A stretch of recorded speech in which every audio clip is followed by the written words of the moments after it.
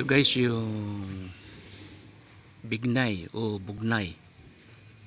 Ito guys ay kapag inilaga mo yung bunga, dahon at sanga, mabangis pa sa Viagra.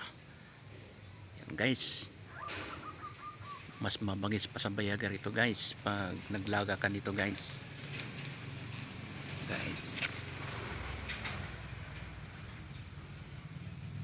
Ito guys yung dahon niya, ilalaga mo yung mga siyam sa isang pitsil na tubig guys, pati yung sanga at bunga guys, at inumin mo yung isang baso guys, at makakaramdam ka ng super matindi pa sa Viagra guys. Ito guys yung kanyang bunga, yan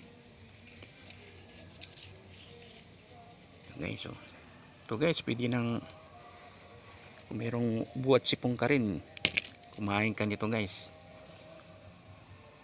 Yan, kanina pinaliguan ko yung mga puno guys pag pinapaliguan mo yung mga puno, yung puno na langka kasama yung mga dahon pati kalamansi, mamumunga guys. Ganun guys ang pagpapabunga ng mga bungang kahoy guys. Ito guys ay kakainin na ni Tatong guys para maging mabangis.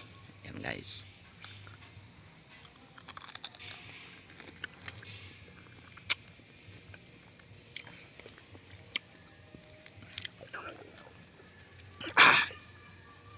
Asim guys.